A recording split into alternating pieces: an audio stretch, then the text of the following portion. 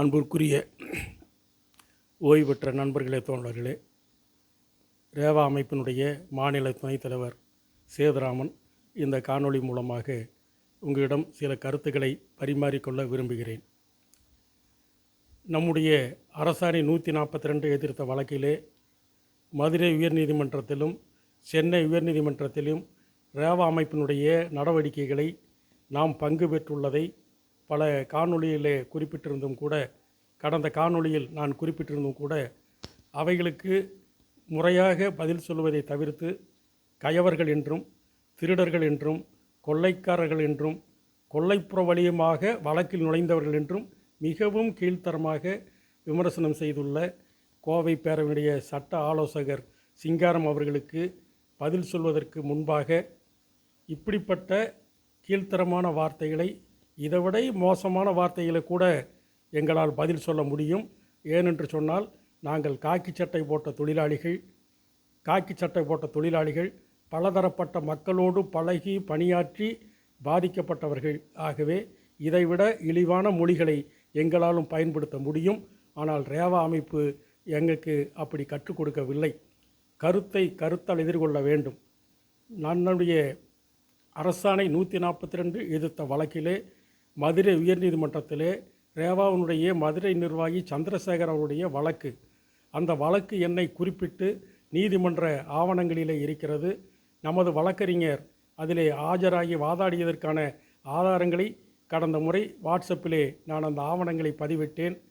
மீண்டும் ஒரு முறை வேண்டுமானாலும் பதிவிடுகிறேன். ஆனாலும் அதையெல்லாம் மறைத்துவிட்டு ஹிஸ்டீரியா நோயாளி போல சொன்னதையே திரும்ப திரும்ப சொல்லக்கூடிய ஒரு நடவடிக்கையை திரு சிங்காரம் அவர்கள் மேற்கொண்டிருக்கின்றார்கள். ஆகவே அவருக்கு பதில் சொல்லி நேரத்தை வீணடிப்பதை விட காலம் பதில் சொல்லும். எந்த வழக்கிலே யார் இருக்கிறார்கள், யாருக்கு அதுக்கு தெரியும், யாரால் அது கிடைத்தது என்பதை காலமும் பதில் சொல்லும். தொழிலாளிகள், ஓய்வு பெற்ற தொழிலாளிகள் முடிவு செய்வார்கள்.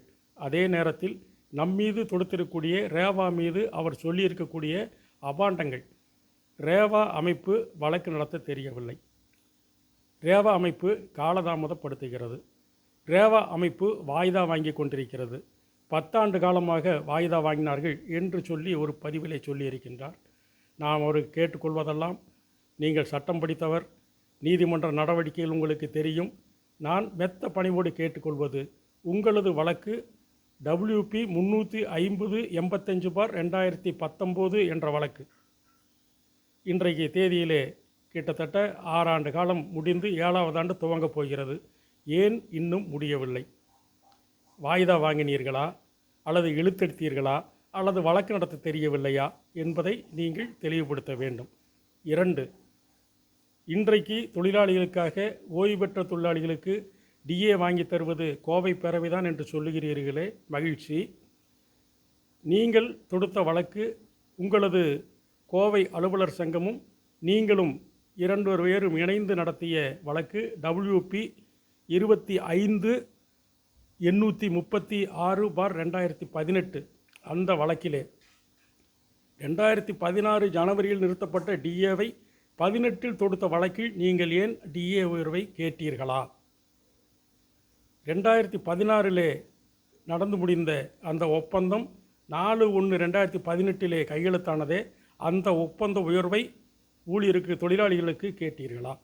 இதை நீங்கள் சொல்ல வேண்டும். ஏனென்று சொல்லி கேட்டால், நீங்கள் கேட்காத ஒன்றை, செய்யாத ஒன்றை செய்ததாக சொல்லுகின்ற போது இதையெல்லாம் நீங்கள் தெளிவுபடுத்த வேண்டும் என்பதை இந்த நேரத்திலே நாங்கள் கேட்டுக்கொள்கிறோம். அதன் மட்டுமல்ல, இன்னும் பல விஷயங்களை நாம் சொல்ல வேண்டியிருக்கிறது.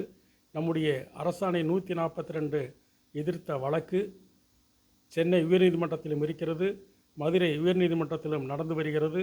சென்னை உயர்நீதிமன்றத்திலே நம்முடைய வழக்கு 29/1/2025, 31/1/2025, 4/2/2025, 10/3/2025, 22/4/2025, 29/4/2025 தேதிகளிலே விசாரணைகள் நடந்திருக்கிறது. அரசு தரப்பில் இருந்து பிரமாண பத்திரம் தாக்கல் செய்திருக்கின்றார்கள். இறுதியாக 29ஆம் தேதி விசாரணையிலே நீதியரசர் சத்யநாராயண பிரசாத் அவர்கள் அடுத்த வாய்தாவில் 25/7/2025 அன்று விசாரணையின் போது ரேவா தரப்பில் நம்முடைய என்ன கிடைத்திருக்கிறது, என்ன கிடைக்க வேண்டும், எவ்வளவு கொடுத்திருக்கிறார்கள், எவ்வளவு கொடுக்க வேண்டும், எத்தனை பேர் கொடுக்க வேண்டும் என்ற விவரங்களோடு அபிடவிட்டாக தாக்கல் செய்ய சொல்லியிருக்கிறார். அதற்குண்டான ஏற்பாடுகளை ரேவா செய்து கொண்டிருக்கிறது. நிச்சயமாக அதை தாக்கல் செய்வோம். அதேபோல் மதுரை உயர்நீதிமன்றத்திலே 21/7/2025 நடக்கக்கூடிய அந்த விசாரணையும் அதற்கு முன்பாக நம்முடைய தரப்பு அபிடவிட்டை நாம் தாக்கல் செய்வோம் என்பதை இந்த நேரத்திலே சுருக்கமாக தெரிவித்து கொண்டு நம் மீது பல்வேறு அவாண்டமான விஷயங்களை சொல்லியிருக்கின்றார். தன்னுடைய படிப்பை பற்றியெல்லாம் ஒரு மூன்று கட்ட படிப்புகளை சொல்லியிருக்கிறார், பட்டம் பெற்றிருக்கிறார். நன்றி, மகிழ்ச்சி. உங்களது படிப்பறிவை மெச்சுகிறேன், உங்களது சட்ட அறிவை பாராட்டுகிறோம்.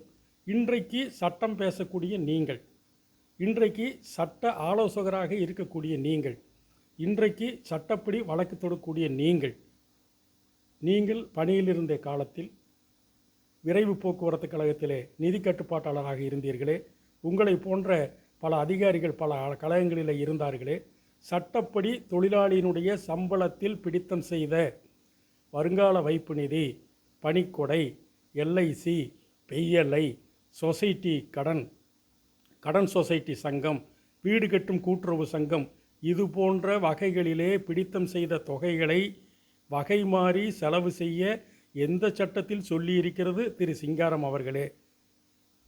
வகை மாறி செலவு செய்வதற்கு சட்டம் சொல்லாத முறையில் சட்டத்தை மீறி செயல்பட்ட நீங்கள் இப்போது சட்டம் பேசுவதுதான் வேடிக்கையாக விந்தையாக இருக்கிறது. அடுத்தடுத்த காணொளியிலே மீண்டும் சந்திப்போம்.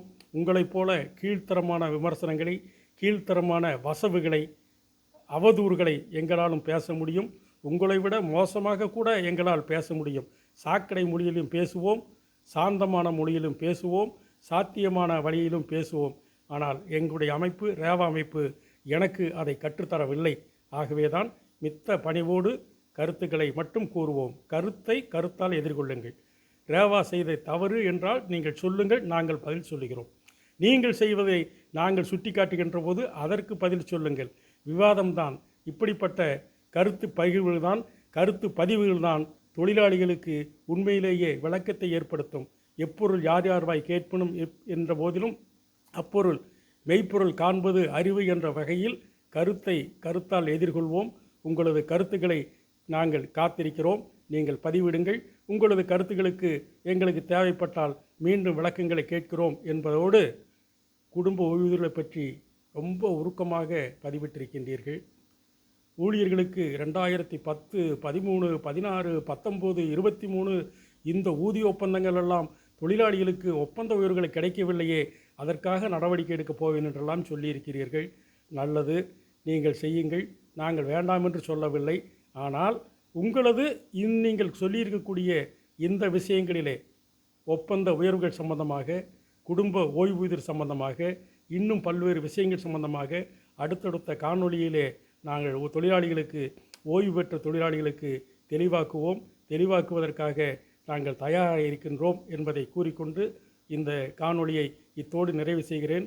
நாளையோ நாளை மறுநாளோ குடும்ப ஓய்வூதிய சம்பந்தமான காணொளி வருகின்ற ஜூன் மாதம் 5ஆம் தேதி மதுரை உயர்நீதிமன்றத்தில் வரக்கூடிய ஒப்பந்த உயர்வுகளை ஓய்வூதியத்தில் உயர்த்தி வழங்க வேண்டும் என்ற நம்முடைய வழக்கு விசாரணைக்கு வருவதாக இருக்கிறது.